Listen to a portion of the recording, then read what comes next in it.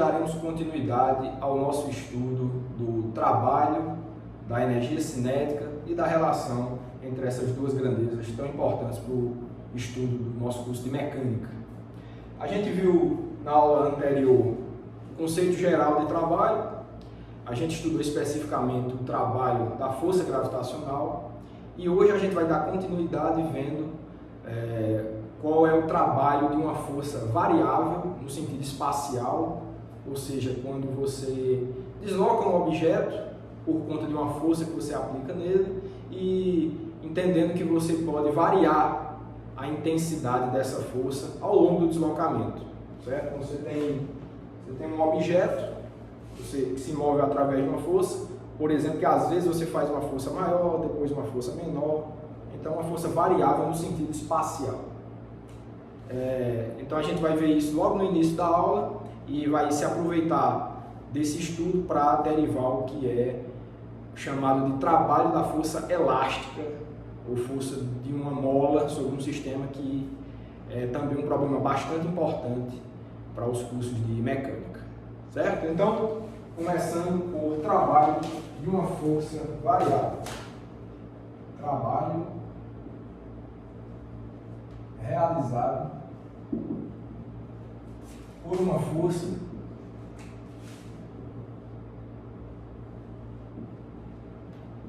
variável.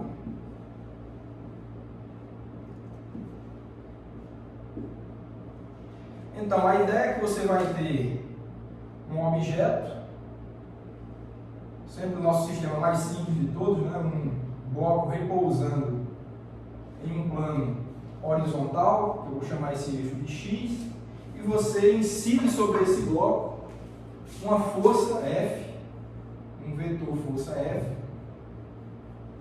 tal que a intensidade desse vetor força F, ele é uma função da posição X.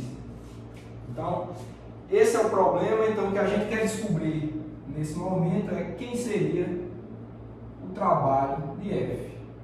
Basicamente é esse o problema. Então, como é que a gente trata de um problema como esse? Não é o caso que a gente viu na aula anterior. Na aula anterior a gente viu uma força constante, ou seja, uma força que não dependia nem do tempo nem do espaço, e a gente conseguiu encontrar que o trabalho dessa força era o produto escalar dessa força com um vetor de deslocamento. E a partir disso a gente viu que o trabalho da força gravitacional era igual a menos mg vezes um deslocamento vertical ΔY. Sendo que o trabalho da força gravitacional é um caso particular do trabalho de uma força constante. Mas um caso como esse aqui não satisfaz aquela restrição ali não. Ali é força constante e aqui é uma força que a intensidade depende do tempo. É isso que a gente quer tratar agora. Então o que a gente vai supor é o seguinte: vamos supor que você tem, fazer o gráfico aqui de uma função geral, você tem o módulo, por exemplo, dessa força em função do deslocamento x, e vamos supor que de uma posição inicial, vamos dizer xi, para uma posição final xf, vamos supor que o bloco foi deslocado da posição x inicial para a posição x final por conta da atuação dessa força, e essa é uma força variável. Vamos supor que a força tem essa cara geral aqui, ó, ela varia de uma maneira interessante aí, dessa posição x inicial até a posição x final. Então, claramente, uma função que depende da posição. A intensidade dessa força variou com a posição. E a gente quer saber o trabalho dessa força. No caso, para levar o sistema da posição inicial xi até a posição final xf. Então, esse que é o problema que a gente está abordando agora.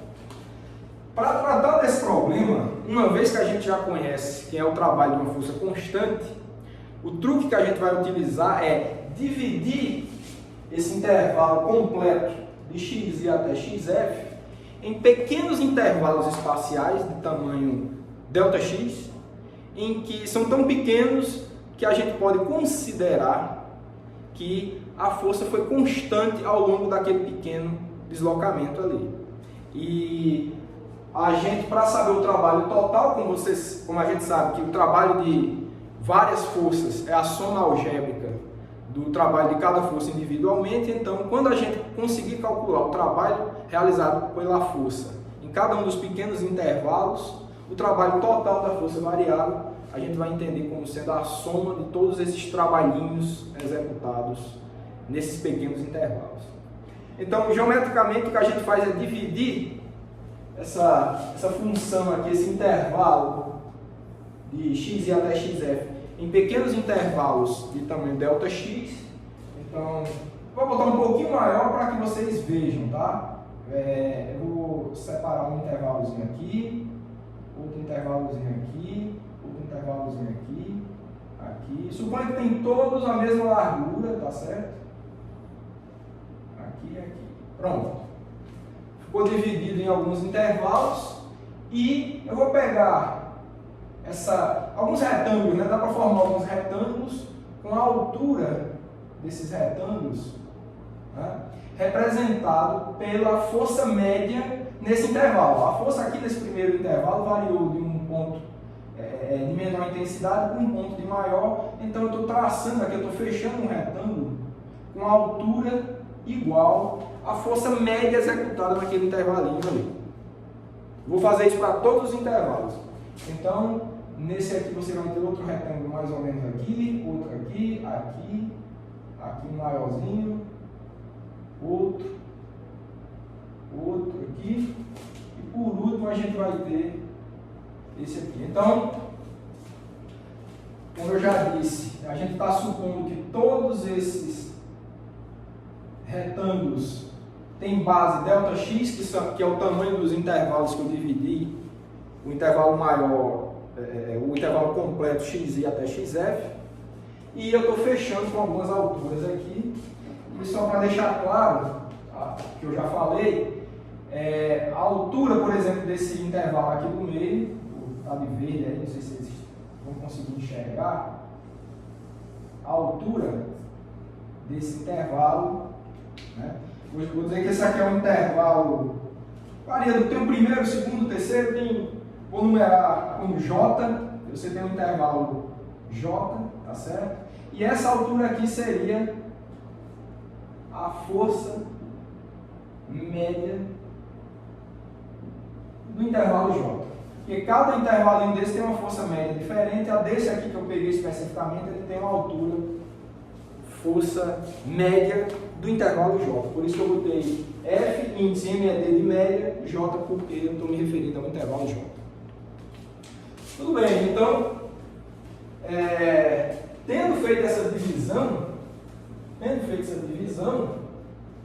a gente observa que em cada intervalo desse foi executado um trabalho, um pequeno trabalho, que eu vou chamar de ΔW, certo? O trabalho no intervalo ΔX foi um ΔW, uma variação ali de energia por conta do trabalho. E se eu estou considerando que essa força ela é constante ao longo de cada intervalo, eu posso utilizar o que eu até apaguei aqui, que é o trabalho de uma força constante em cada um desses intervalos, e o trabalho da força variável vai ser a soma de cada um desses trabalhos infinitesimais, pequenos, que foram derivados daí. Ok, então o trabalho total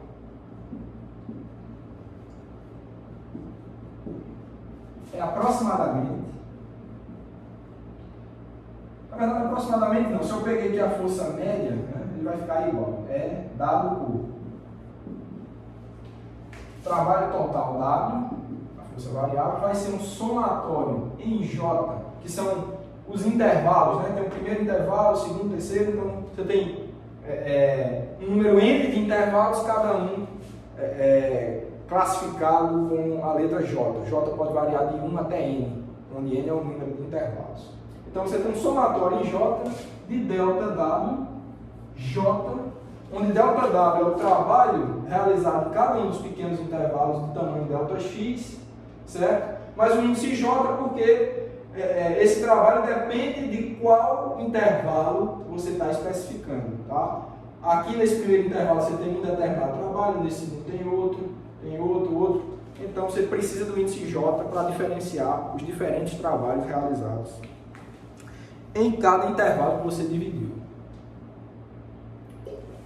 Ok, então, e como em cada pequeno intervalo a gente está considerando que a força foi constante, tá? Por isso que a gente especificou essa força média do intervalo J, a gente pode escrever isso daqui como sendo o somatório em J da força média do intervalo J vezes o deslocamento, né? Como essa força está exatamente orientada na direção X, eu não preciso me preocupar com projeção, com ângulo entre vetor força e vetor deslocamento, nesse caso. Então, o trabalho vai ser somente o produto da intensidade da força pelo tamanho do deslocamento executado. Então, como a força pode ser considerada constante no dado intervalo J, que todos têm largura ΔX, então você tem essa questão aí de poder somar cada um individualmente e a partir disso você encontra o trabalho total. Você nota que geometricamente, como cada produto desses, força média vezes ΔX, seria base vezes altura, né? Que é a área do retângulo. E quando você soma tudinho, você está somando a área de todos os retângulos, que nesse caso específico que você fez essa adaptação, vai ser exatamente igual à área abaixo da curva, tá? Da curva original. Vou até reforçar de novo aqui a curva original, que é essa aqui, da função que você quer calcular o trabalho dela. Essa questão da analogia de áreas, vocês, acredito eu, já conseguem imaginar o que é que a gente vai fazer aqui, né? Bom, o que a gente pode construir a partir disso é que o trabalho, né, quando você tomar o limite em que esses intervalos ΔX vai para zero, a soma das áreas dos retângulos vão ficar cada vez mais parecidas com a área abaixo da curva original f de x, tá certo? Então, quando você toma esse limite em que os ΔX vão para zero, você vai começar a ter retângulos cada vez mais estreitos e a área deles vai começar a se acomodar exatamente abaixo dessa curva da função f de x. Então, tem muito a ver com o conceito de integral de uma variável, no caso, que eu acredito que vocês já devam ter visto ou estudado alguma coisa relacionada, né? Isso aí é um dos primeiros conceitos que a gente vê no curso de cálculo. Então, o trabalho vai ser igual ao limite quando ΔX vai para zero, certo? Desse somatório de J, certo? Se você quiser, você pode identificar o primeiro intervalo como número 1, tá certo? Número 1, certo? E aqui você tem N, tá certo? Então, quando você vai tomando esses retângulos cada vez mais estreitos, esse N vai aumentando, né? Então, você vai começar a acomodar cada vez mais retângulos dentro dessa área, tá certo? Então, você vai ter somatório, quando ΔX for para zero, de J, desse número aqui, né? Desse número aqui. De somatório de F médio em J ΔX. E isso daqui, você vê nos cursos de cálculo, implica que o trabalho vai ser igual à integral de xi até xf, de que f de x, eu vou botar um f maiúsculo, tá, aqui, é a função, tá, eu só vou botar f maiúsculo, para ficar coerente com a notação que eu vou usar daqui a pouco, tá? Então, o trabalho, a intensidade dessa força F é uma função de x, certo? F de x dx. Então, essa fica sendo a nossa equação de número 1 de hoje. Então, para que você calcule o trabalho de uma força que varia espacialmente, você vai precisar calcular a integral dessa função que descreve a variação da intensidade dessa força em função do espaço. E essa integral é calculada exatamente nos intervalos de integração referentes ao ponto inicial do deslocamento e o ponto final do deslocamento, x e xf. Bom, então é simplesmente isso. Dada, então, a partir de agora, qualquer função variável no espaço, a gente vai conseguir calcular o trabalho dessa força variável através da equação 1. Essa que é a mensagem muito importante já aqui no início da aula. Ok, então, o que vem em seguida é que a gente vai utilizar esse resultado, para encontrarmos o trabalho de uma força elástica. Elástica no sentido de um sistema massa-mola. Você sabe que uma mola ela pode empurrar, pode puxar um objeto. Vou fazer um desenho aqui. E a gente quer estudar exatamente esse tipo de sistema massa-mola, acoplamento de massa e mola. Pode parecer até um problema específico, sem muita relevância, mas é exatamente o contrário. Vários problemas reais na física você pode adaptar com o estudo de um sistema massa-mola, um sistema de força elástica, vários problemas na física, na engenharia, na química. Então, o estudo da força elástica e da energia elástica, que é o que a gente vai querer estudar aqui, é um estudo muito importante para física e áreas correlacionadas. Então, vamos tratar agora do trabalho realizado. Apagar logo aqui. Trabalho realizado com a força de mola, tá? Força de uma mola.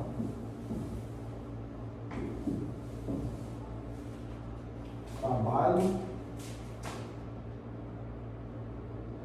realizado pela força de uma mola. Esse é o nosso objetivo agora. Bom, para que a gente encontre o trabalho de uma força exercida por uma mola, obviamente, primeiro a gente precisa estudar a força de uma mola. O trabalho está vinculado a uma força. Se você não conhece bem essa força, você não consegue, obviamente, encontrar o trabalho dessa força. Então, para que a gente faça um estudo no sistema massa-mola, a gente vai fazer a seguinte consideração. Considere as seguintes situações. Considere as seguintes situações, tá? Bom, eu vou descrever para vocês uma situação lá que é o seguinte: você tem um plano horizontal, certo? E um plano vertical, tá? Uma parede aqui e um piso. Eu vou chamar esse eixo aqui da horizontal como de costume eixo X e vou especificar um ponto x igual a zero aqui, que esse ponto ele tem a ver com o seguinte: eu tenho uma mola presa nessa parede aqui,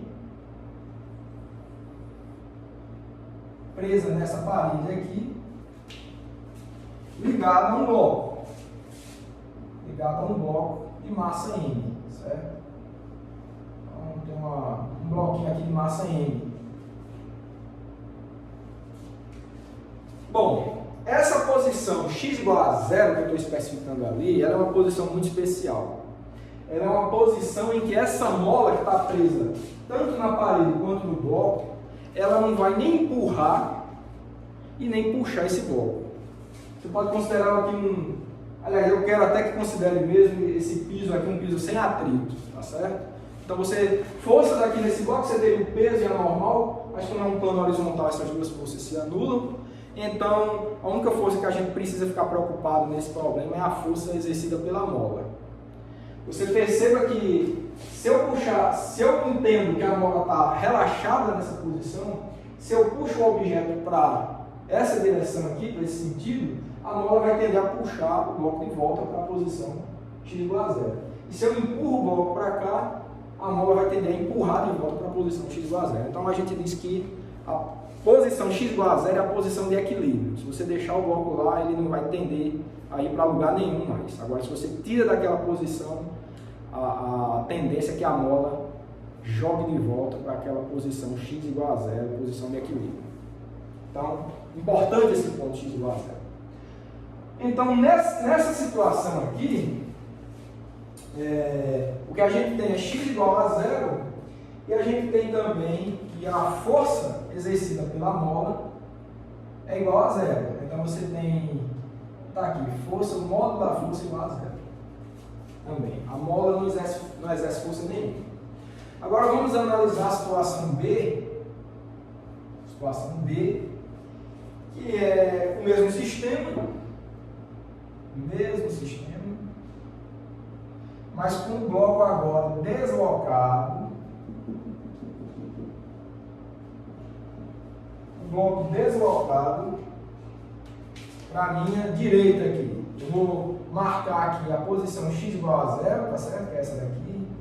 Vou tentar marcar igual aqui, x igual a zero. E agora o bloco ele vai ser deslocado para a direita. Se o bloco for deslocado para a direita, a mola ela vai ficar um pouco distendida agora. Ela vai ficar uma situação mais ou menos assim. O bloco vai estar agora nessa posição aqui. Vou desenhar melhor aqui o plano horizontal. O bloco vai estar nessa posiçãozinha aqui. Certo? Um pouquinho maior, mas é o mesmo bloco, tá? O mesmo bloco. Tem mais altinho aqui, tá? O mesmo bloco. Bom, então, nesse caso, o que é que a gente tem? A gente vai ter um x, a posição desse bloco, que eu estou marcando no início dele aqui, tá? No início dele, nessa face esquerda dele. Eu estou marcando aqui a posição, que é um x maior que zero. E a gente vai ter um vetor força, eu vou tentar desenhar de verde aqui, ó. Se o bloco foi deslocado para cá, foi uma situação que eu já comentei. A mola ela vai exercer uma força. Tá bem aqui para vocês conseguirem enxergar. Um vetor força, F. Força elástica, tá certo? Deixa eu botar de azul. Um vetor força elástica. E a projeção desse vetor força elástica, certo? No eixo X, que é a força elástica está totalmente orientada no eixo X, mas a projeção é uma projeção negativa, porque o sentido do eixo positivo ela é para cá, né, para a direita, e a força elástica ela vai ter um sentido contrário. Então você tem que não, isso aqui não é o módulo, tá, pessoal? É a projeção, né? Força elástica, né? Ela, na direção X, eu vou botar aqui para ficar mais claro, a projeção da força elástica na direção X, ela é menor do que zero. Então tem um sinal contrário à posição. Se a posição é positiva, porque eu desloquei o bloco para a direita, a projeção da força elástica vai ter sentido contrário, vai ser negativo. E o último caso que eu quero estudar com vocês é o caso C. Certo? Mesma situação, aqui, x igual a zero. E agora eu vou comprimir o bloco. Deixa ele aqui, ó. Comprimir o bloco. A mola vai ficar comprimida. Aqui ela está relaxada, aqui ela está distendida, agora vai estar comprimida. Então vai ficar uma situação mais ou menos assim, ó. Certo? Bola comprimida. E nesse caso, se eu desloquei o bloco aqui para a minha esquerda, eu vou ter um x menor do que zero, mas o vetor força elástica, a bola vai estar empurrando para cá, né, para a minha direita, certo? Olhando aqui de frente para a minha direita. Então, a força elástica, devido a essa mola, vai ser um vetor apontando nessa direção aqui, certo? Então, esse é o nosso vetor força elástica. Diferente desse, né? Mudou a direção, desculpa, mudou o sentido, né? A direção é a mesma que a do eixo X, então mudou o sentido. Então, a gente tem, nesse caso específico, uma projeção de força elástica ao longo do eixo X, que é positiva. Bom, então, era essa a situação que eu queria descrever para vocês, da relação entre o sinal da projeção da força e o sinal da posição do bloco em relação à posição de equilíbrio x igual a zero. Esse estudo inicialmente, então qualitativamente, a força elástica ela tem essa característica, a força da mola. Mas precisa que a gente dê algumas informações acerca da intensidade, né? Como é que isso varia. Certo? Será que essa força aumenta de alguma forma? Ela é igual, a intensidade dela é igual, tanto faz o quanto que eu vou esticar, o quanto que eu vou encolher, né? Pela experiência de vocês, eu acredito que vocês vão achar que não, e é verdade. A força elástica ela vai depender da posição. Se você afasta esse bloco muito pouco da posição de equilíbrio, a força vai ser pequena. Se eu afastar muito, essa mola vai puxar cada vez mais. E mesma coisa se eu comprimir. Se eu comprimir um pouco, ela vai empurrar um pouquinho de volta. Se eu comprimir muito, como aqui, ela vai exercer uma força grande. Então essa força ela depende da posição. Então notem que é um exemplo de uma força variável espacialmente. Essa força, a intensidade dessa força depende da posição do bloco. Então é um caso que se enquadra nesse daqui que a gente tratou. É uma força variável. Então tudo bem, então vamos dar uma informação agora sobre a intensidade dessa força. Vamos lá. Eu vou só para deixar claro, tá? Para deixar claro, eu vou especificar aqui um vetor de deslocamento D a partir da origem do x igual a zero, tá? Para a posição, eu vou especificar. Deixa eu ver se eu consigo fazer isso aqui que vocês entendam. Esse vetor aqui, ó, esse vetor aqui, da posição de equilíbrio até a posição do bloco, eu vou chamar de vetor D, tá? Esse vetor de deslocamento aqui. E mesma coisa para cá, ó. Mesma coisa para cá. A partir da posição de equilíbrio, esse é o meu vetor de deslocamento D. É um vetor que sai do ponto x igual a zero e vai até a posição do bloco. Quando eu estou marcando a posição com a face aqui esquerda do bloco, eu vou botar o posicionamento até aqui, tá? Até a face esquerda aqui. Então esse é o meu vetor de deslocamento. Então, tendo instituído, né, os vetores força e os vetores de deslocamento, o que é que acontece? O que acontece aqui a gente vai ter uma relação, entre esses dois vetores, força e vetor de deslocamento, que é dada da seguinte forma. Bom, experimentalmente,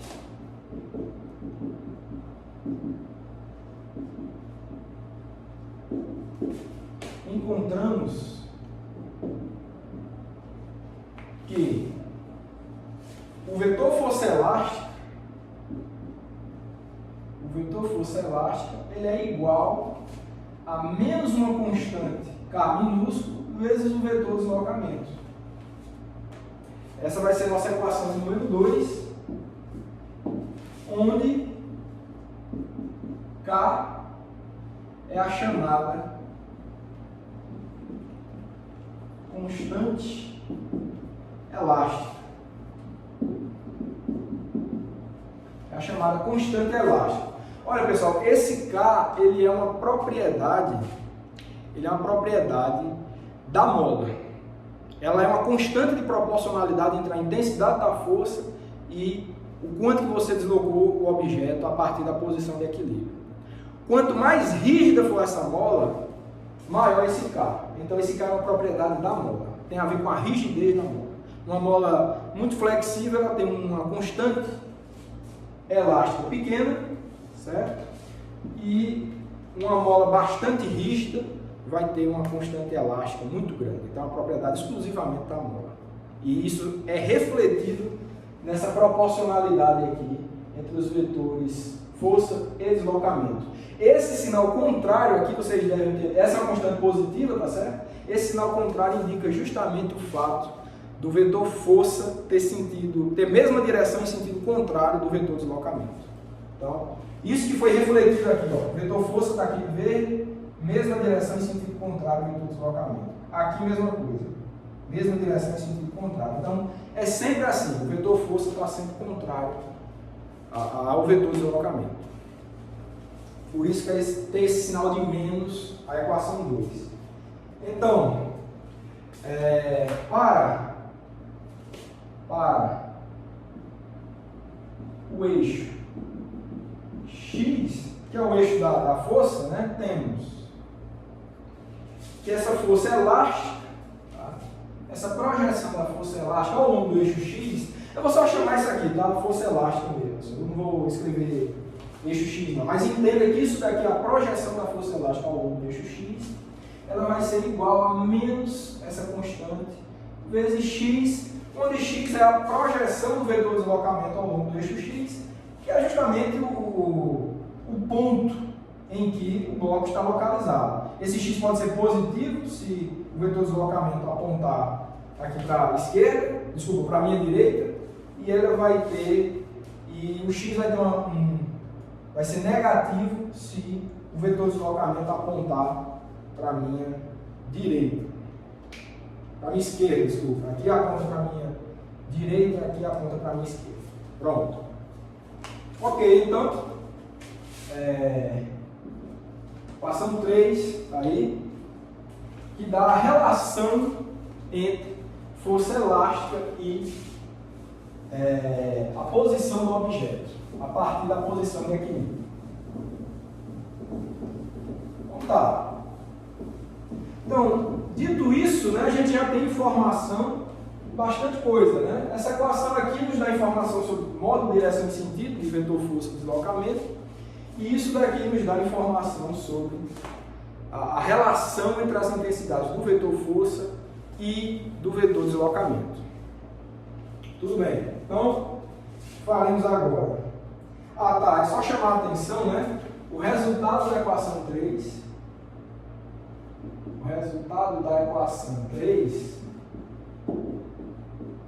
é chamado de lei de Hooke.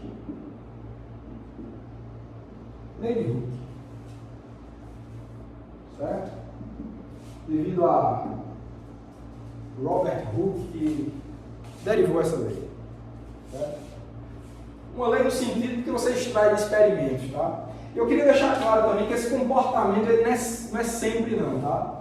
Isso é para pequenos deslocamentos. Então você tem uma proporcionalidade. O que é que isso quer dizer? Ao passo que você distancia o objeto a partir da posição de equilíbrio, você tem um aumento da intensidade da força.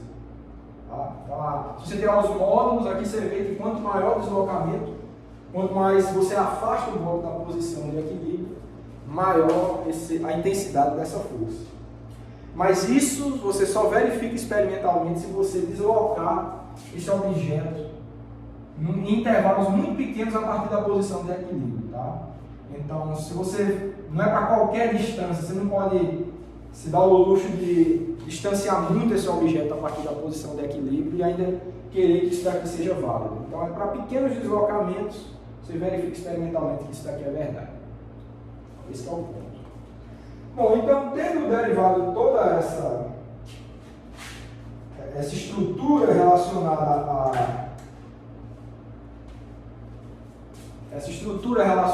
à força elástica, o que a gente faz agora é, de fato, encontrar qual é o trabalho da força elástica. Esse é o nosso objetivo agora. Bom, então, sendo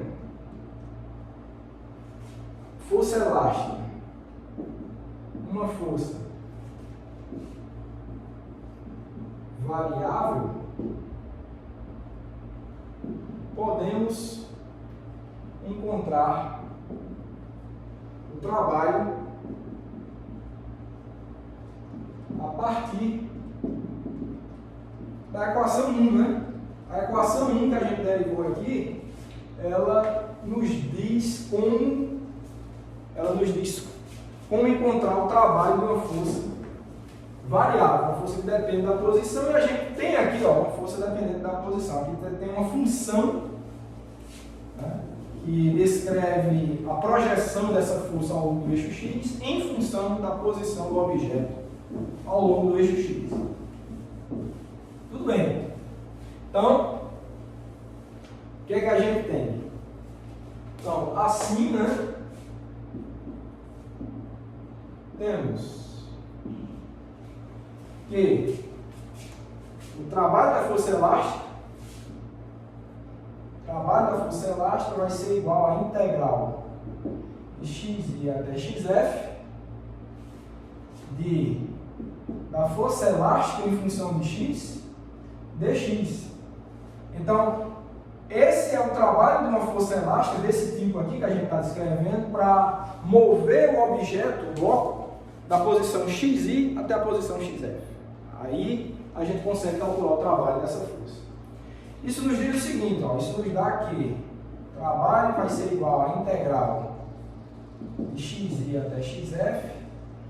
A força elástica em função de x está aqui dada na equação 3, então vai ser menos k x, né, casinho minúsculo aqui, dx.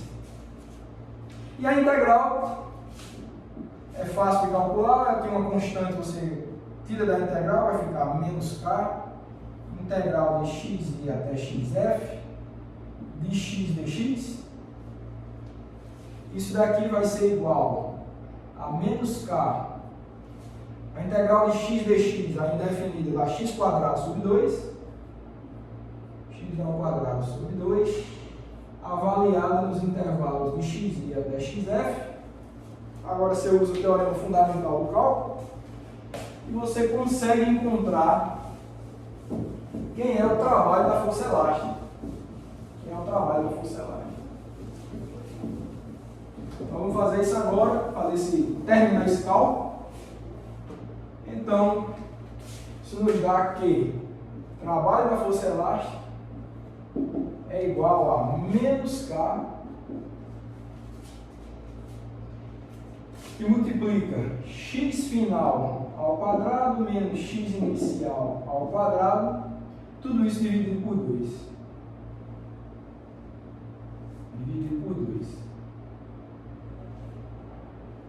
Certo? Dividido por 2. Opa, esqueci de botar o 2. E essa daqui, creio eu, é a nossa equação de número 3. Tá? Pronto. Então, essa fica sendo a nossa expressão do trabalho da força elástica. Só depende da constante elástica K, da posição inicial x e da posição final xf. E só para chamar a atenção, note que o trabalho da força elástica é igual a 0 se xi for igual, xi quadrado foi igual a xf quadrado. Ou seja, se você tem um deslocamento em que ao final do deslocamento o bloco está à mesma distância da posição de equilíbrio que estava inicialmente, o trabalho da força elástica é nulo. Isso tanto faz, tá? Pode ser antes ou depois da posição de equilíbrio. Se a distância for a mesma, então o trabalho da força elástica é nulo.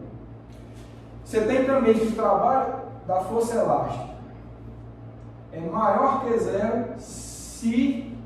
Olha, para que esse trabalho seja positivo, esse parênteses aqui ele tem que ser negativo, né? Porque negativo com negativo vai dar positivo. Então, você vai ter que x final ao quadrado tem que ser menor do que x inicial ao quadrado. Aí você vai ter um trabalho positivo. E o que é que isso aqui quer dizer? Se ao final de um deslocamento o bloco estiver mais próximo da posição de equilíbrio do que estava inicialmente, então x final ao quadrado vai ser menor que x inicial ao quadrado e o trabalho da força elástica vai ser positivo.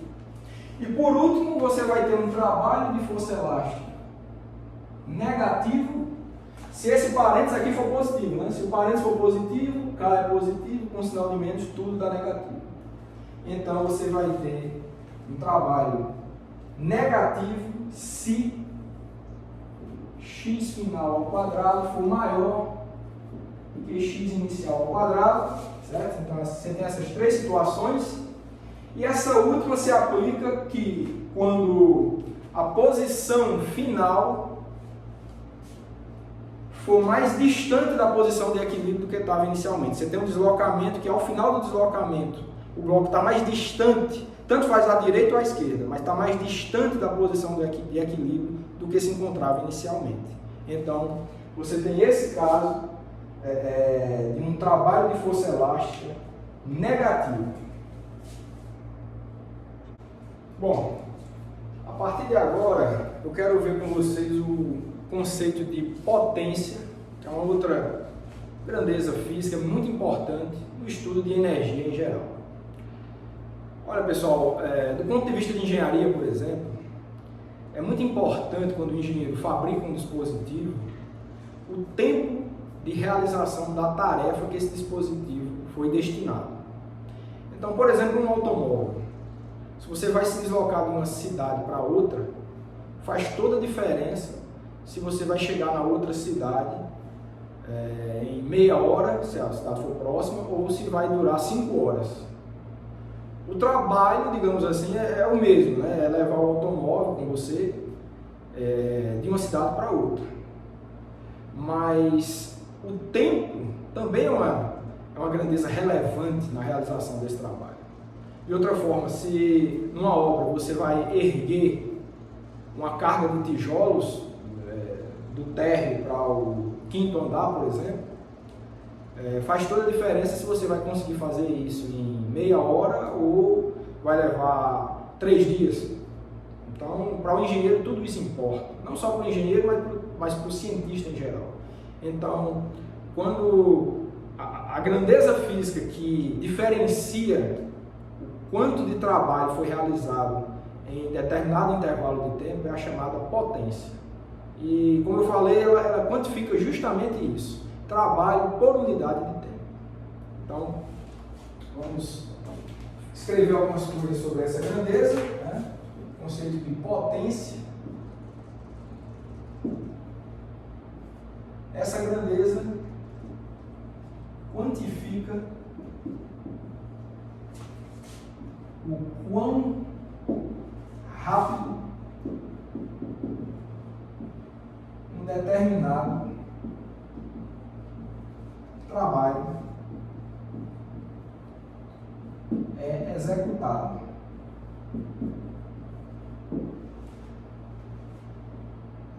Dessa forma,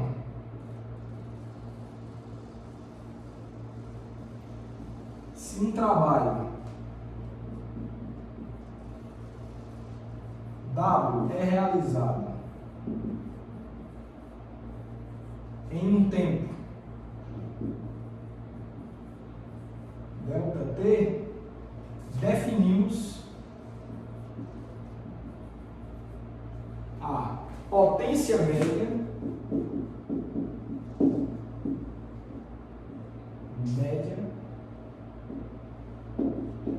como P médio igual a W dividido por ΔT. Então essa aí é a definição de potência média, nossa equação 4. E se estivermos interessados na potência instantânea, temos que a potência, não mais média, mas uma potência instantânea, vai ser dada com o limite de ΔT para 0 de W, né, Vou dizer um trabalho delta W, tá? Para ficar mais claro. Associar melhor com o conceito de derivada que a gente vai usar agora. Se um trabalho delta W é realizado no tempo delta T, definimos potência média como delta W sobre delta T.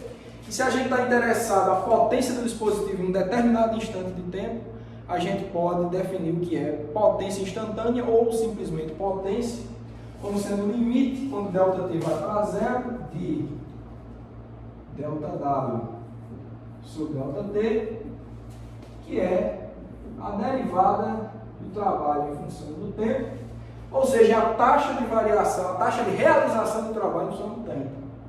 Tá? Então essa aqui é a equação 5. Então, um automóvel potente, ele realiza uma quantidade de trabalho maior para um dado intervalo de tempo. Então, automóveis geralmente são as unidades de potência em cavalos, né? Você diz, o motor do automóvel tem 100 cavalos, então você está dando a potência do dispositivo. Mas no sistema internacional de unidades, a unidade eu vou falar daqui a pouco para vocês. Então, mas que fique claro isso, é a taxa de realização do trabalho em função do tempo. Isso é uma grandeza importantíssima para especificar o desempenho de um dispositivo. Acho que essa é a palavra, o desempenho do dispositivo. Ok, então a gente pode definir essa potência aí em função da velocidade. A velocidade, no caso do automóvel, né? Então, em termos da velocidade, temos. Então, digamos que você tem, de novo, o caso de sempre, o caso mais simples, um plano horizontal, um bloco e uma força atuando sobre esse bloco. Força F. Esse bloco vai se mover com uma dada velocidade. Tá? Eu quero relacionar potência com esses dois vetores aí. Acho que essa força não precisa ser nem horizontal. Tá? Vamos botar um caso mais geral aqui. Um caso mais geral de uma força que você atua na diagonal aqui. Fazendo um ângulo θ com o eixo horizontal. E você tem um vetor velocidade V de movimentação aqui desse bloco. Pronto, é isso. Então, a potência é dada aqui como? A potência é dada como? Vou dar logo aqui. Quando vocês vão pensando como escrever a potência em termos desse vetor força e desse vetor velocidade que a gente tem aí. Então vamos lá. Você tem que P é igual a dW dt, que é a equação 5. O trabalho dessa força a gente já sabe calcular, a gente viu na aula passada, é o módulo da força. Módulo do deslocamento, certo? Você entende que esse objeto vai se deslocar por um vetor D, vezes o cosseno do ângulo θ, dt. Para o caso, vamos considerar que o caso é que essa força não é variável, é uma força constante, então a força não é derivada, o deslocamento ele tem um determinado tamanho, então você conhece, é um número, então você pode extrair da derivada, uma constante. Aliás, desculpa. A projeção, no caso, acho que não ficou bom esse. Deixa eu só fazer uma correção rápida. Essa posição, né? Eu acho que. Desculpa, pessoal. A posição em função do tempo. Eu vou dizer que isso aqui é o eixo X. Perdão. Vai haver um deslocamento. Esse deslocamento ele depende do tempo, tá? Ele não sai, não. O trabalho em função do tempo vai ter uma força, né? produto interno com vetor de deslocamento. Certo? O trabalho é força, produto interno com deslocamento. Ou seja, é o módulo da força, o módulo do deslocamento, que é x, que é a posição x, essa varia em função do tempo, e o que eu estou considerando fixo também é o vetor força inteiro, então tanto a intensidade quanto o ângulo que esse vetor faz quando o eixo horizontal é fixo, tá? Então o que é constante aqui nesses parênteses é o módulo da força e o cosseno de θ. Quem varia, quem depende do tempo, quem não pode ser extraído da operação de derivação, é a posição x. Então, essa conta a gente continua ela assim, ó. Sai a força, sai o cosseno de θ e fica derivada da posição em função do tempo. Essa daqui, esse x é uma função do tempo que o objeto está se deslocando por conta da atuação dessa força. Ok, agora essa grandeza aqui, dx dt, a gente já sabe quem é. Isso aqui é a velocidade do objeto, instantânea do objeto. Então isso daqui vai ser igual a força vezes velocidade, que é o que está entre parênteses, vezes cosseno de θ. Agora você note que o ângulo que F, que a força faz com o deslocamento, é o mesmo ângulo que F faz com o vetor velocidade. Então, aquela equação ali, a gente pode resumir como sendo o seguinte: potência desse cara é produto escalar da força com o vetor velocidade. De fato, módulo da força, módulo da velocidade, cosseno do ângulo entre os dois. Então, é o produto escalar da força com a velocidade. Isso aqui é a nossa equação 6. Então, pronto. Ficou essa definição. No caso que envolve a velocidade, a potência é dada dessa forma, como função da velocidade. Ok, então, para finalizar essa rápida discussão que estamos fazendo sobre a potência, vamos falar aqui sobre a unidade de potência no sistema internacional. Então vamos lá. No sistema internacional, a unidade de potência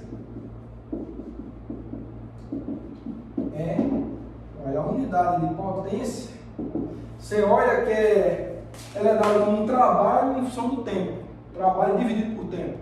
Trabalho é dado em joule, a gente já sabe, a mesma unidade de energia. E tempo é dado em segundo. Então, potência é dada em joules por segundo.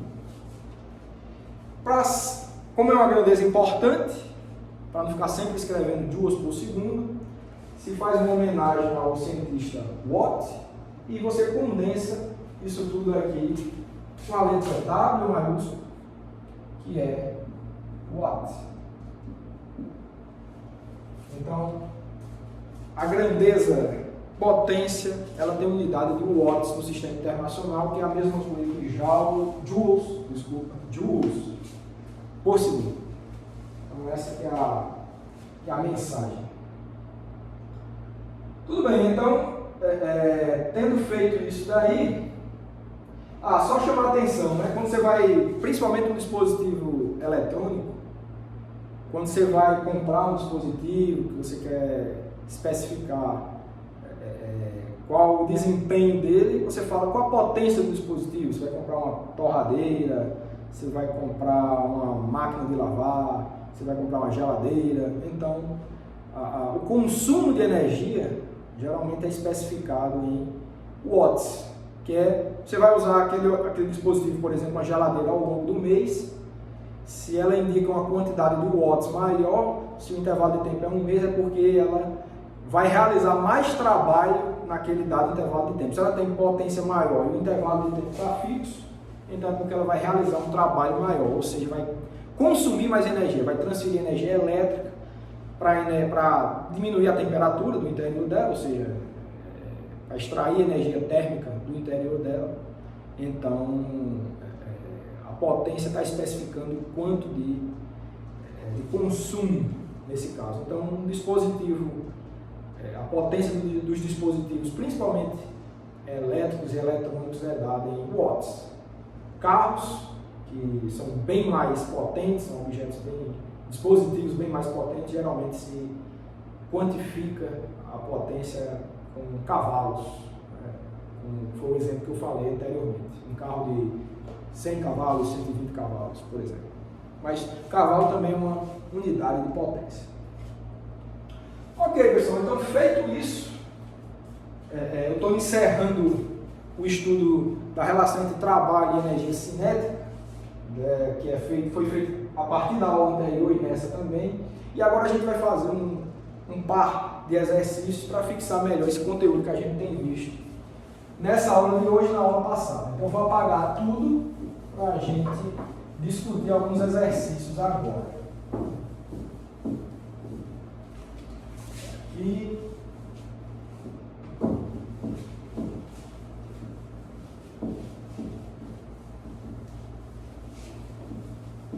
a gente vai fazer um exercício relacionado com o trabalho de uma força em geral, e um outro exercício relacionado com a aula de hoje, que é trabalho da força elástica. Tá?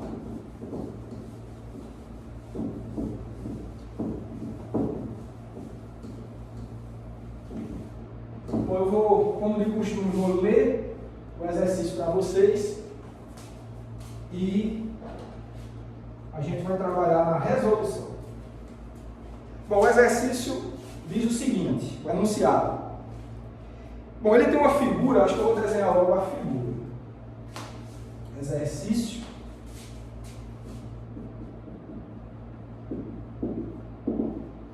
Você tem um plano horizontal, tem um bloco, e você tem 3 forças atuando nesse bloco. Você vai ter uma força F1 apontando para a esquerda. Você vai ter uma força F2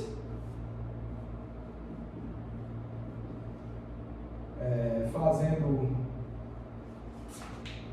60 graus com o eixo X. Vou ficar mais claro. Está aqui o eixo X.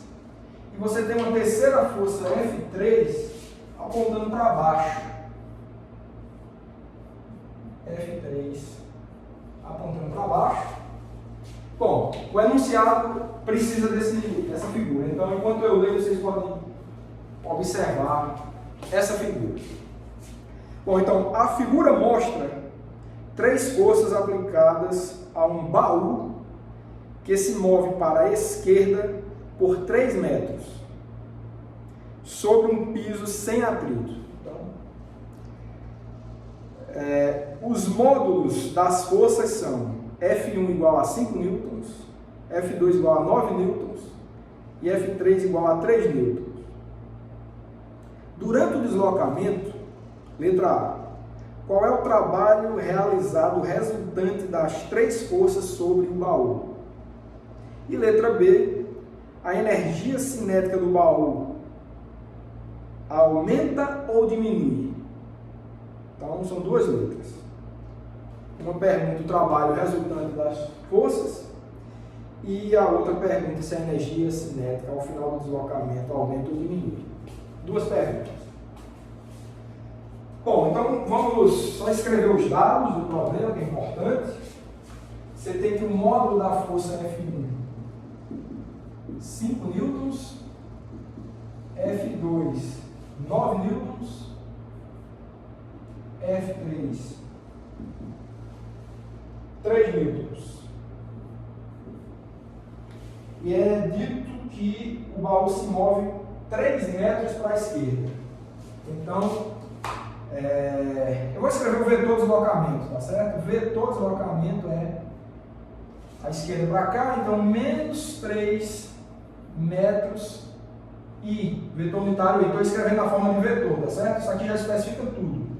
Diz que se moveu no eixo X, esse sinal de menos diz que se moveu para a esquerda, né? Esse sentido da esquerda, e se moveu menos 3 metros. Então essa informação aqui já diz tudo isso. Ótimo. As forças eu só mudei as intensidades, mas pela figura você percebe a direção e o sentido. Bom, então, como vocês sabem, o trabalho de uma força qualquer, de uma força F qualquer, é o produto escalar da força pelo deslocamento. Então, olha, a gente consegue, com essas informações, escrever quem são esses vetores força e a gente tem especificado quem é o vetor deslocamento. Então, é muito simples, pessoal. Como o problema pede o trabalho resultante, você pode calcular o trabalho de cada força individualmente e somar, aí você tem o trabalho resultante. E a outra forma, eu já comentei isso na aula passada com vocês, uma outra forma é você calcular a força resultante e fazer o produto escalar da força resultante com o vetor de deslocamento. Então é uma outra forma de enxergar esse problema. Então tudo bem, vamos fazer isso agora. Então vamos fazer a solução. Solução. Bom, a solução é o seguinte, vamos calcular quem é W1, que é o produto escalar da força F1 com o vetor de deslocamento. Olha, quem é F1? Vamos escrever quem é F1? F1 vai ser, sentido do eixo X para a esquerda, então vamos escrever o vetor F1. Então o vetor F1 vai ser menos 5 newtons e, certo? 5 newtons, eixo X apontando para a esquerda, esse é o vetor. Produto escalar com vetor de deslocamento, que é menos 3 metros, e vetor unitário I.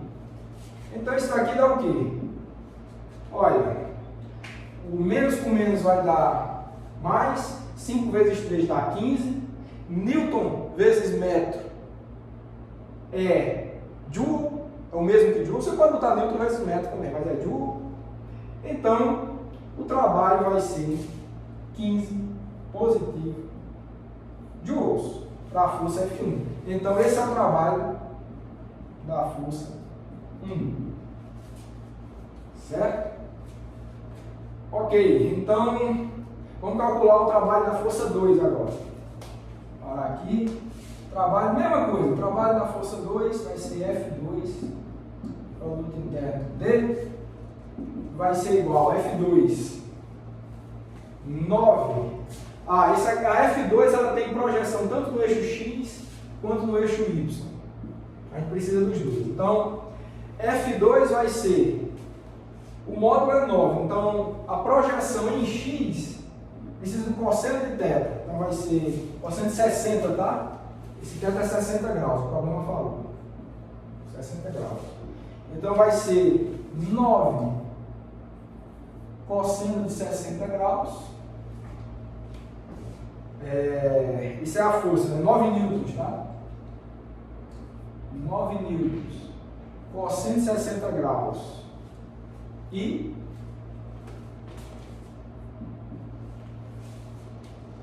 mais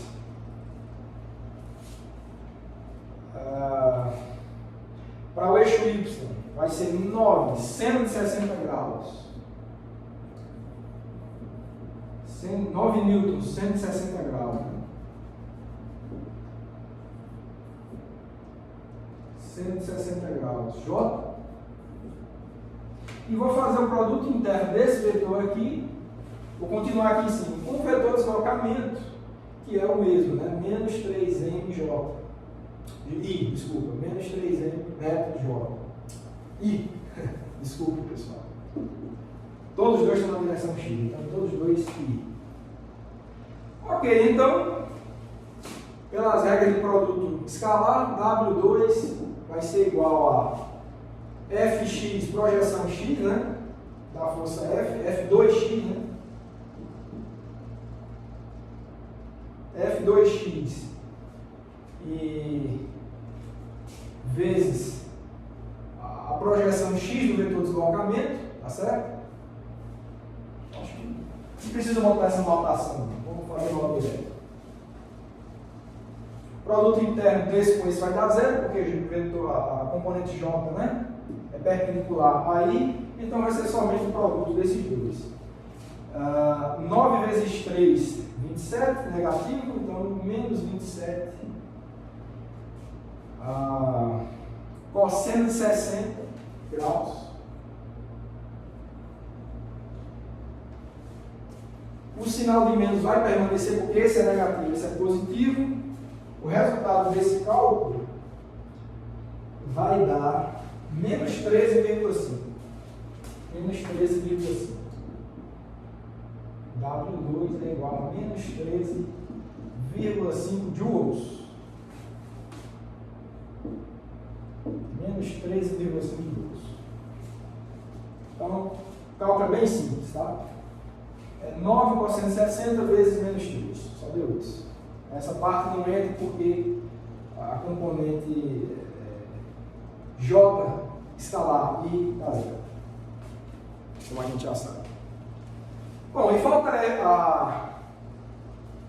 o trabalho da força F3. A gente separa aqui, vai fazer agora. W3 é igual ao produto interno de F3 com o vetor de deslocamento. E F3 está ali, ó, para baixo. Então vai ser menos 3 newtons, vetor unitário J, produto escalar com deslocamento que é, o deslocamento é menos de centro, é menos 3 metros J. Então essa é a situação, só que, desculpa, esse aqui é I, né? O deslocamento é I, estou confundindo aqui os vetores unitários, o deslocamento é I. Então pessoal, ó, é um vetor que aponta na direção, isso já estava óbvio, né? Um vetor que aponta no eixo, ao longo do eixo Y, um vetor que aponta ao longo do eixo X. Então, o produto escalar dá zero, né? Só para botar aqui, ó, o deslocamento é um vetor desse tipo aqui, né? O vetor de deslocamento é menos 3 metros ao longo da direção X. Você tem um vetor vertical para baixo, um vetor horizontal para a esquerda, então perpendiculares, o fato de ser perpendiculares já nos diz que o produto escalar dá zero. Então, você tem que W3 é igual a zero.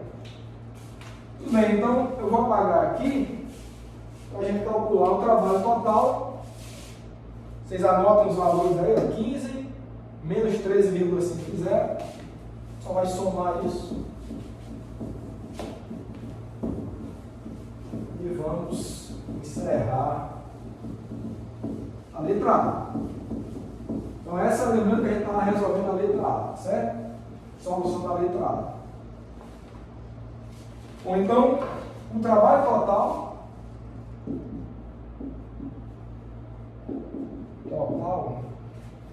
é dado por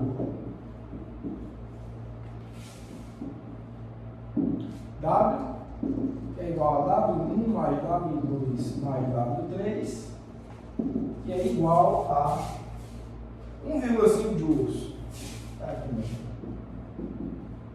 1,5 joules. Então esse é o trabalho resultante das três forças ao longo desse deslocamento. Então, para calcular esse trabalho, a gente precisa especificar bem quem são as forças envolvidas e qual é o deslocamento.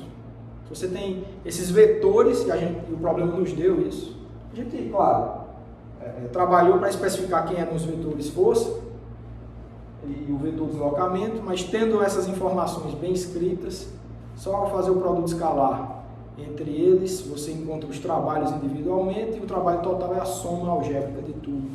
Então, 1,5 joules é a resposta da letra A. E agora para a letra B, só lembrando, a letra B pergunta se a energia cinética aumenta ou diminui nesse deslocamento. É bem fácil de responder se você lembrar do teorema do trabalho de energia cinética. Então, letra B, isso aqui é um trabalho total, tá certo? Trabalho total. Então, pelo teorema, eu vou deixar abreviado, pelo teorema do trabalho de energia cinética, a sigla, né, abreviado, temos que trabalho total é igual à variação da energia cinética, que é igual a 1,5, né? O trabalho total já foi calculado na letra A, ou seja,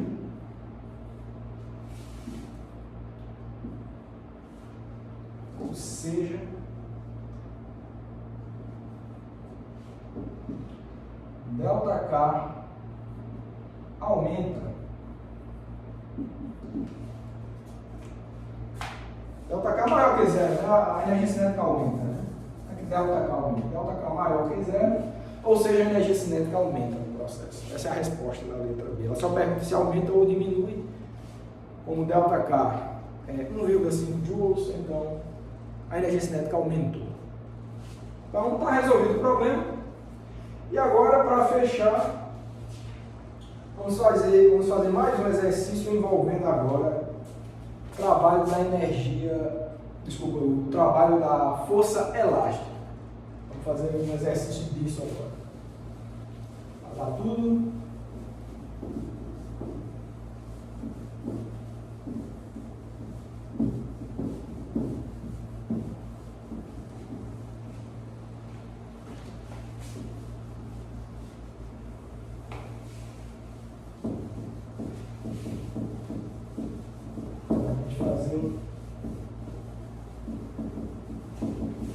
Teste do que a gente viu hoje, né? Na aula de hoje, que foi o trabalho da força elástica.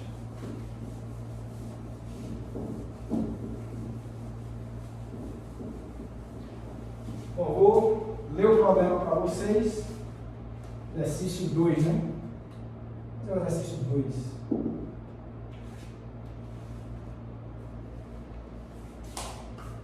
Vamos lá. O exercício diz o seguinte: a única força atuante sobre um corpo de 2 kg, enquanto ele se move ao longo do sentido positivo do eixo x, possui uma componente x igual a f de x, fx igual a menos 6x newton. Vou escrever já isso. Onde x está em metros. A velocidade do corpo em x igual a 3 metros é 8 metros por segundo. Letra A. Qual a velocidade do corpo em x igual a 4 metros? E letra B. Em qual valor positivo de x o corpo terá uma velocidade de 5 metros por segundo? Olha, pessoal, eu vou escrever aqui. Vou ler de novo o enunciado rapidamente no início, para que vocês entendam o que eu vou escrever. Ó. A única força atuante sobre um corpo de 2 kg enquanto ele se move ao longo do sentido positivo do eixo x possui uma componente x igual a... Vou escrever aqui. Ó, a componente x, que é fx, é igual a menos 6x newtons. Onde x é dado em metros. Então, ó, vamos olhar para essa equação. Se vocês perceberem, isso aqui é só unidade, tá? Em newtons. Ele está dizendo que x é dado em metros. Se vocês lembrarem do que eu falei para vocês a respeito da lei de Hooke, da força elástica, ela é dada por menos uma constante, que é a constante elástica, vezes o deslocamento x. Então, é uma função linear de x com um coeficiente angular aqui negativo, né? Porque o K é positivo, mas tem um sinal de menos, então é uma função com essa característica. E percebam que essa função que foi dada no problema se encaixa exatamente nesse contexto aqui da lei de Hooke. Então, a partir dessa informação, por comparação, você tem que a constante elástica ela é igual a 6. Agora, será que tem, eu não comentei com vocês, será que constante elástica tem unidade? Tem unidade. Se você olhar para a equação, força é dada em newtons, tá? Posição é dada em metros. Então, essa constante elástica aqui ela vai ser dada em newton por metro, né? Se você extrair aqui, vai ser dada em newton por metro. Então, como a força está dada em newtons e x está dada em metro, então a constante elástica é newton por metro. O problema não fala isso. Você tem que descobrir. Bom, então se é um problema do tipo força de mola, então se você quiser pode até, o problema também não dá, não tem figura nenhuma, você pode até imaginar essa situação como sendo o problema da massa e da mola. Então, eu vou desenhar o que eu quero, tá? Mas para ficar claro também para vocês, você pode entender esse problema com um sistema massa-mola. massa, e tem um eixo X, e você tem uma mola presa à parede e ao objeto. É isso. Tudo bem, então, imaginando o problema dessa forma, tem um conjunto de dados que tem que lembrar. Ele fala, a velocidade do corpo em x igual a 3 metros é 8 metros por segundo. Então, a velocidade para x igual a 3 metros é igual a 8 metros por segundo. E a letra A pergunta qual a velocidade do corpo em x igual a 4 metros. Então, a letra A pergunta qual a velocidade do corpo para x igual a 4 metros. Essa é a pergunta da letra A. E a letra B pergunta para qual valor positivo de x o corpo tem uma velocidade de 5 metros por segundo. Ou seja, a letra B pergunta para qual valor de x positivo o corpo tem uma velocidade de 5 metros por segundo. 5 metros por segundo. Essa é a letra B. Pronto. O problema diz isso. Esse aqui é um dado do problema, tá? É uma informação. Essa informação você extraiu do formato da força. E essas são as perguntas. Pronto. Então vamos trabalhar para responder isso. Olha, uma única força essa, ele está falando que é a única força. Então você poderia até pensar, mas nesse caso aqui tem peso e normal. Mas se cancelam, então vamos fazer de conta que é a única força de fato que atua nesse objeto, é a força elástica. Para ser preciso mesmo, esse objeto teria que estar isolado de todo o resto do planeta Terra, de alguma superfície, estaria só sendo submetido a essa força. Mas para que a gente visualize melhor a situação, vamos entender esse sistema massa-mola, com o peso se anula para normal, então é como se a única força atuante fosse aquela que foi dada no problema. Então vamos entender dessa forma, não tem problema nenhum. Ok. Então, é um problema de força elástica e utilizando o teorema do trabalho de energia cinética, a gente vai conseguir vincular essas posições com a velocidade. Porque se a única força que está atuando é aquela força elástica, ela é a única que vai realizar o trabalho. E de fato nessa situação. Peso e normal não realizariam o trabalho aqui. Porque ambas são perpendiculares ao deslocamento. Então não precisamos de fato nos preocupar com peso e normal, e força normal. Certo, então, a partir do teorema do trabalho de energia cinética, vamos dar a solução disso aqui. Solução. Letra A. Pelo teorema do trabalho de energia cinética, temos que o trabalho total, que nesse caso é igual ao trabalho da força elástica, vai ser igual à variação da energia cinética. Note que o que queremos encontrar é a velocidade para x igual a 4 metros. Mas vamos lá. Quem é o trabalho da força elástica? Eu acho que foi uma equação que a gente encontrou hoje, não lembro se foi a equação 4, a equação 5, mas enfim, a gente derivou o trabalho da força elástica e encontrou o seguinte, menos a constante elástica, x final ao quadrado menos x inicial ao quadrado, dividido por 2, é igual à variação da energia cinética. Energia cinética é massa, 1/2 da massa vezes velocidade ao quadrado, então vou botar massa sobre 2, velocidade final ao quadrado menos velocidade inicial ao quadrado. Isso é a variação da energia cinética, final menos inicial. Lembrando que energia cinética, o K, só para lembrar, tá certo? K é igual a 1/2 mv quadrado. Então o delta K vai ficar igual a isso aqui. Esses dois números 2 aqui, a gente pode cancelar, fica só ponto e sobra. Bom, então, a gente pode considerar, nessa equação aí, que a posição inicial, digamos assim, você tem x igual a 3 metros, você pode chamar isso daqui, se você quiser, de x inicial, e essa daqui como sendo a velocidade inicial. Elas estão vinculadas, essa velocidade de 8 metros por segundo está vinculada à posição de x igual a 3 metros. Então a gente pode dizer que numa situação inicial, essa é a situação inicial, que tem esses dois valores vinculados. Então, a gente extrai daqui que xi igual a 3 metros, vi igual a 8 metros por segundo ao quadrado. 8 metros por segundo, desculpa, 8 metros por segundo.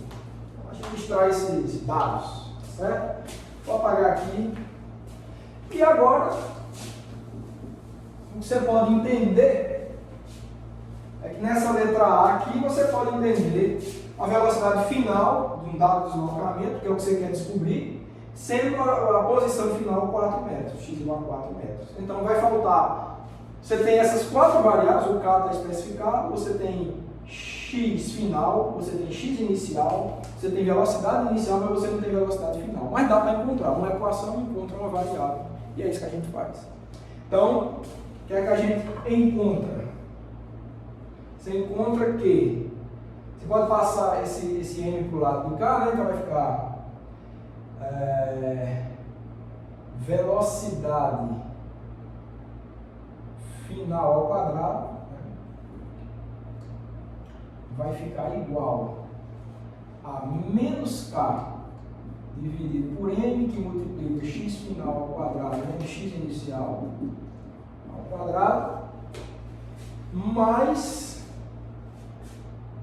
VI ao quadrado. Mais VI ao quadrado.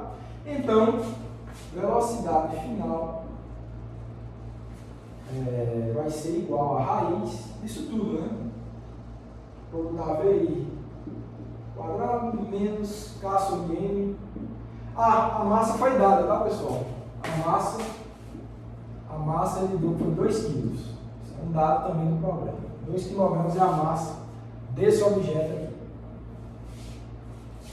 Bom, então temos tudo de fato. Só falta descobrir a velocidade final. K sobre M, x final menos x inicial ao quadrado. Fechou a raiz aqui. Você calcula, você tem VI, você tem K, isso aqui é uma constante elástica, certo? Para não confundir, cuidado para não confundir com energia cinética, tá? O K minúsculo é constante elástica. Você tem massa, você tem posição final. Nesse caso da letra a posição final a gente vai especificar como sendo 4 metros, certo? Então vou só especificar aqui que esse cara a gente está usando como sendo 4 metros. E x e VI a gente tem, então a gente consegue fazer essa conta e encontrar que VF é igual, você substitui todo mundo, vai ver que é aproximadamente 6,6 metros por segundo. Vocês podem conferir esse cálculo aí. Bom, então essa é a resposta da letra A. Pelo teorema do trabalho de energia cinética, a gente conseguiu vincular posições e velocidades. Então, feito esse vínculo, a gente encontra esse resultado para a velocidade associada à posição x igual a 4 metros. Veja que interessante. Né? E agora a gente vai para a letra B. Letra B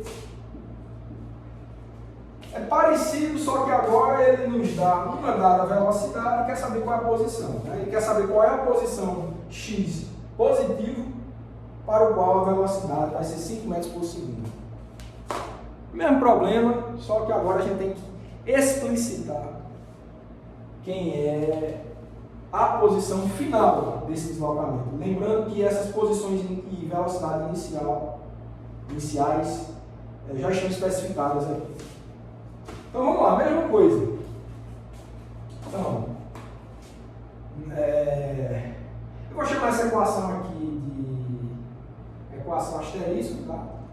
É a mesma coisa, então, de asterisco temos, o que é que a gente tem em asterisco?